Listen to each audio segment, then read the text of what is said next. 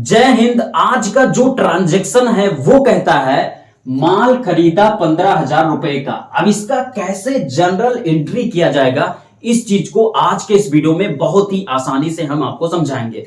दोस्तों, सबसे पहला जो स्टेप होता है जनरल एंट्री करने का, उसमें यह डिफाइन करना होता है, ये हमें ढूंढना होता है कि आखिरकार इस ट्रांजैक्शन में कौन से दो प्रभावित होने वाले खाते हैं या कौन से दो खाते खुलने वाले हैं। तो इस चीज को कैसे ढूंढना है, इसको सबसे पहले आप यहां पर बारीकी से समझिए। दोस्तों, सबसे पहले शब्द पर आते हैं। यहां पर लिखा गया है माल, यानी कि गुड्स खरीदा, गुड्स परचेज किया।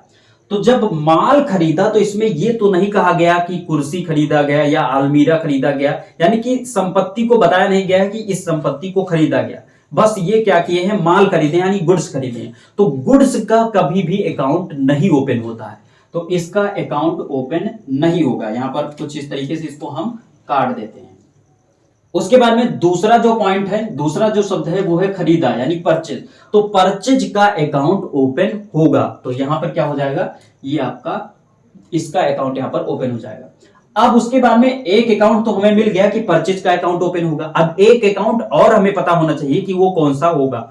तो इस चीज को यहां पर आप ध्यान से देखिए। यहां पर लिखा गया है माल खरीदा 15,000 रुपए का।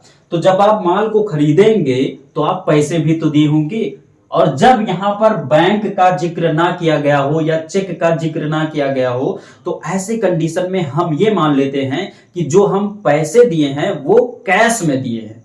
तो इस तरीके से यहां पर जब हम माल खरीदेंगे तो 15,000 रुपए हमने उनको कैश दिया, अर्थात यहां पर कैश का अकाउंट ओपन होगा कुछ इस तरीके से। तो अब हमको ये पता चल गया कि हमें परचेज का अकाउंट ओपन करना है और कैश का अकाउंट यहां पर ओपन करना है। तो अब दूसरा स्टेप में हमें यह जानना होता है कि आखिरकार ये जो परचेज है और ये जो कैश है, इनमें कौन डेबिट होगा कौन क्रेडिट होगा। तो इसको कैसे जाना जाएगा, इसके लिए हमें यह जानना होगा कि ये दोनों अकाउंट किस अकाउंट के तहत आते हैं। तो सबसे पहले पॉइंट पर हम बात करते हैं। सबसे पहला जो है वो हमारा परचेज है।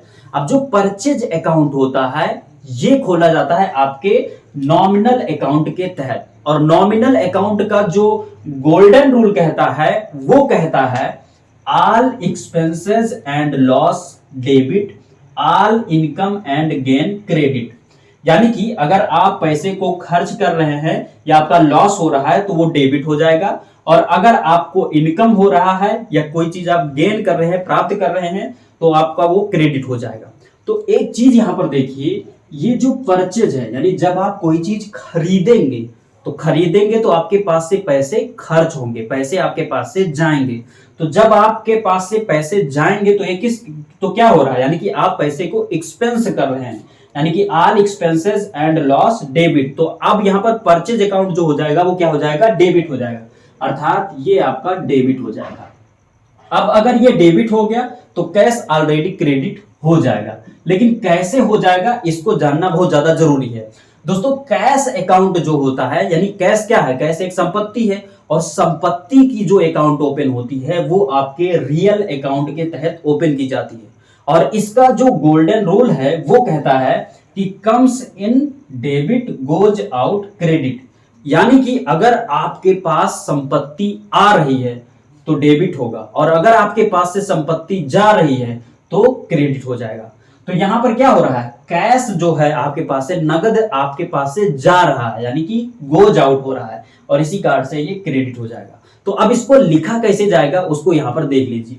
दोस्तों, इसको लिखने का तरीका है बाई, सबसे पहले आपको डेबिट अमाउंट को लिखना है, जो डेबिट हुआ वो अमाउंट है। तो यहां पर लिखेंगे by purchase account, purchase account आपका हो जाएगा डेबिट, कितना, 15,000 रुपए। और उसके बाद में कैश अकाउंट, तो यहां पर आप लिखेंगे टू कैश अकाउंट क्रेडिट 15,000। तो इस तरीके से जो आपका ये ट्रांजैक्शन था इसका जनरल एंट्री कंप्लीट होता है, और इस तरीके से जनरल एंट्री किया जाता है। आई होप कि ये वीडियो आप सबको अच्छी लगी होगी। अगर वीडियो अच्छी लगी तो वीडियो को लाइक कीजिए। मिलेंगे किसी नई वीडियो में, तब तक के लिए जय हिंद।